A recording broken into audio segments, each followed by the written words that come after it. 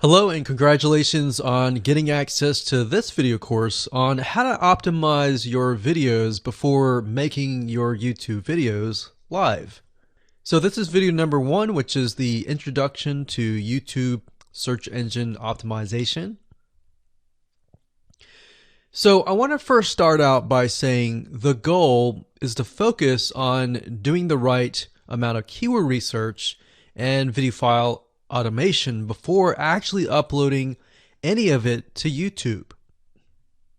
So essentially this is all about what most people forget about doing before making their YouTube video live.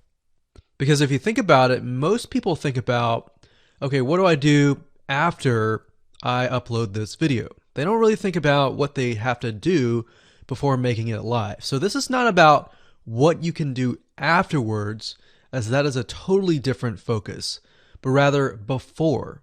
So besides simple optimization, you really need to know that YouTube ranks the videos that people watch the longest. Meaning, let's say for example that we have a 10-minute video. YouTube looks at that video. They look, yes, at the likes, dislikes, and comments, but they also look at, okay, do people actually watch most of this video? And based on, let's say, 1,000 views, how many of those 1,000 views actually watched either 50% or 100%, or how many minutes total? 1,000 times how many minutes was watched. So they really look at how long people watch the videos as a whole. Meaning the more viewers and the longer that they watch, that will get you ranked up further and further up. So instead of focusing on, spammy tactics, tons of backlinks, and all of that, our goal here is to really focus on the user experience. So what I want to do now is give you a quick overview of what's inside this video course. This is, of course, video number 1. Video number 2 is going to be about competitive research, or in other words, researching your competitors to kind of get a better idea of why YouTube is ranking those videos. Video number 3, we'll talk about highly searched keyword terms and how you can find those for your product or service, or whatever you're trying to promote.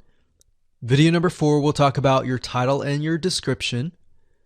Video number 5, we'll talk about video file optimization. So we're going to optimize the actual file because each file has essentially information in it. And of course, video number 6, we'll talk about why your thumbnail is important and how to make it professional and good looking. And video number 7, we'll talk about video length and why that matters. We talked briefly about it just now, but I'm going to dive in deeper in that video. And of course, last but not least, I'm going to give you a secret tip on how to outrank your competitors in video number 8. So before we get started, I want to talk about what you need to have in hand. You're definitely going to need your product or service and an idea of the niche that you're targeting. You also need to have a video that is ready to be uploaded. And with that said, let's move on to video number 2. Hello and welcome back. This is video number 2. So let's talk about competitive research. You see, the best way to understand how you can rank better is to know what is already ranking in your niche or your market. So what we want to do here is we want to analyze the videos that are on the top. And I want you to specifically look at what titles, what descriptions are they using, and what thumbnails are they using that are eye-catching. And what is the user experience like when you click through those videos? So let's go ahead and do some competitive research. So for the sake of making sure that we find YouTube videos that actually relate to promoting a product, what I want to do now is just to pick a product out of the blue and let's take a look at YouTube. So one product that I've been using for a while now, which has been really, really awesome, is called the Instant Pot. It's basically a pressure cooker that cooks food at a really fast rate.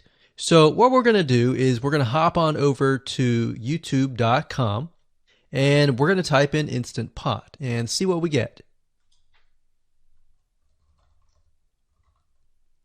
So I'm not going to click enter just yet because I'm interested in getting an idea of what kind of potential keywords that we could rank on, or what potential videos that we can create. And we'll talk more about this in the next video. But for now, let's just do some basic keyword brainstorming and then, of course, do some competitive research. So Instant Pot, we got Instant Pot recipes, we got Instant Pot ribs, Instant Pot roast. So let's just click here and see what we get. Now we can see how to use Instant Pot has 316,000 views right here. Instant Pot chicken, top 6 easiest things to cook in your Instant Pot. Perfect for beginners. All right. So let's just take a look at the top 3. So let's go ahead and open those up. And let's analyze them. So the first one is this one here. And let's pause the video. We'll skip the ad. All right.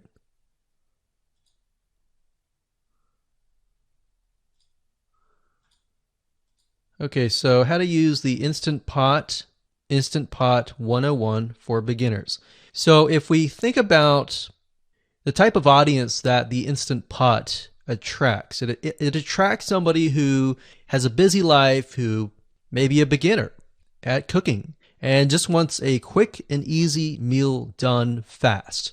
So we can see that. So one thing that I like to do is I like to copy the titles to Notepad.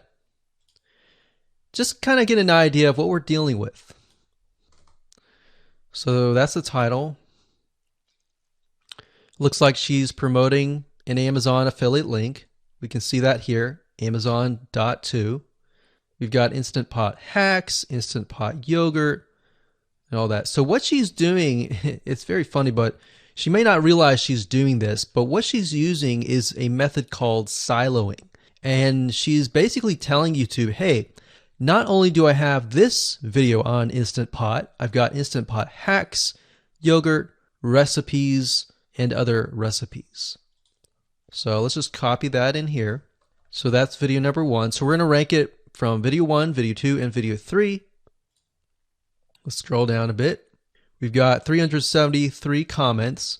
I will say when it comes to YouTube, they're looking for engagement. So comments is good, likes are good, even dislikes are good as well. Even though dislikes are bad from a human standpoint, it tells YouTube that there is engagement. All right. So sometimes we're going to be able to view, we can't do it here, but sometimes you'll actually be able to view more data. But for now, you can't hear. Now, we can actually dig deeper if we want to. So let's just take a look at Natural Brittany's YouTube channel. Because when you're doing competitive research on YouTube, it's not just that particular video. It's actually the whole YouTube channel as a whole. The authority that that channel holds. So she has 116,000 subscribers.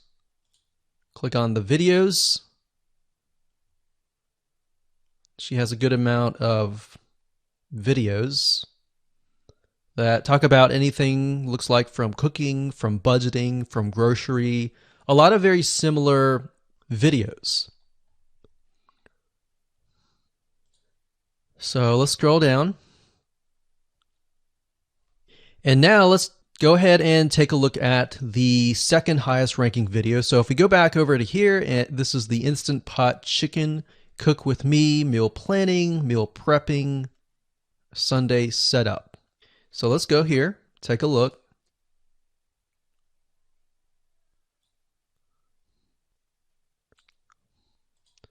Okay, let's see here. So it's a 20-minute video, all right?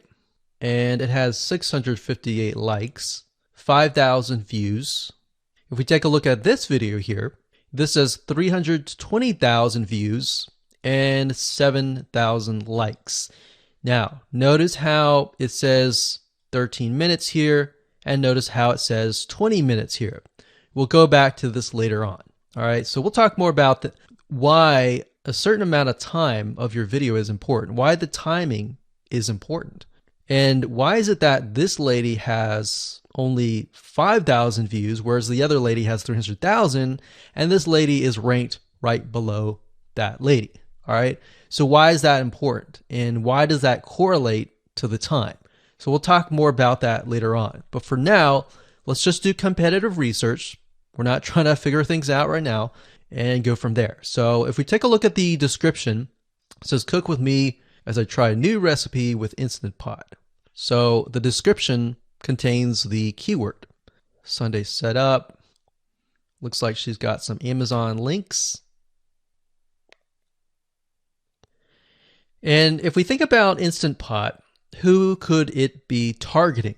All right, so this lady calls out people who are trying to prep on Sunday. So if we can get an idea of who it's targeting mothers, it's targeting people who are busy, who maybe only have time on Sundays to set things up.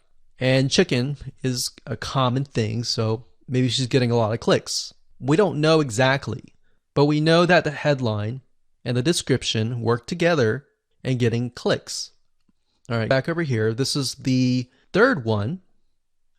So let's take a look at this one. So this one is 8 minutes, but it has a lot more views than those other two videos, but it's shorter.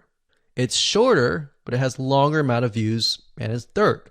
It's got 11,000 likes and 633 dislikes. If we scroll down, we can see that it has more comments than the first one. So why is it that the first one is number one and this one is the third one and it has more views and more comments?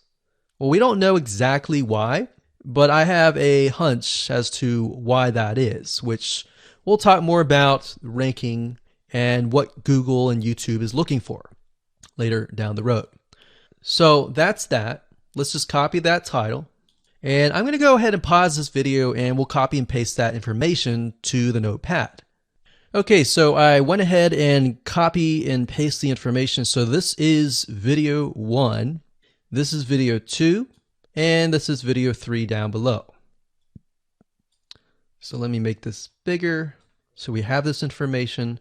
So as we're kind of analyzing the competitor, we want to save this for later, but can you kind of see a similarity here? So this is calling out the target audience. This is calling out the people who are busy, essentially. And top 6 ways, top X ways, top certain number ways is always a good title. So perfect for beginners. So if you can imagine, we already see that this title has beginners. This one's calling out perfect for beginners. And this one essentially is calling out people who are busy. So it's a target audience. So that's key. So having this in hand gives you a better idea on what potential titles and descriptions that you can have. Now, you can do some deeper dive competitive research using specific tools. And one specific tool is called Social Blade. So that's socialblade.com, as you can see here. And I like to use this to kind of get a better idea of the YouTube channel as a whole. Because what you're trying to figure out is, did this person rank because their channel as a whole has a lot of traffic? Or did this person rank simply because of the titles and the description? So there's many factors that come involved, but let's take a look at Naturally Brittany. So let's go ahead and copy this.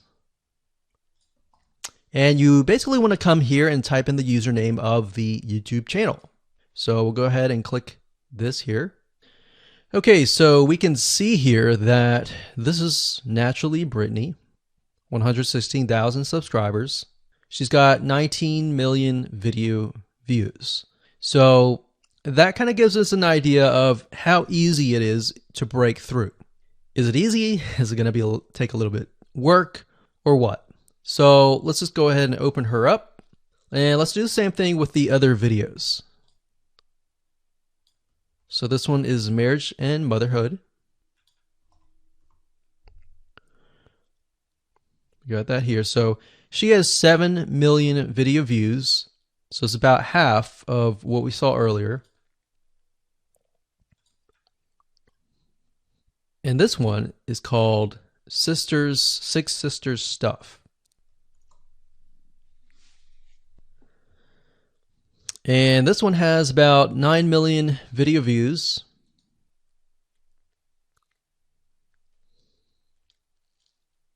So right off the bat, we can see that if we were to rank on the keyword Instant Pot, it's going to take a lot to break through. But the way we can break through is by using essentially subcategories of that keyword. So Instant Pot recipes or Instant Pot chicken recipe, stuff like that. So we can see that each one of these has about 100 to 200,000 subscribers. So you're going to have to be competing against that. Now, obviously, if you have a good size YouTube channel, that will usually mean that you can break through fairly easily. But if you're just starting out, then breaking through on that keyword is going to be a little bit more difficult. So the next question is, what keywords should you use? And we'll discuss that in the next video.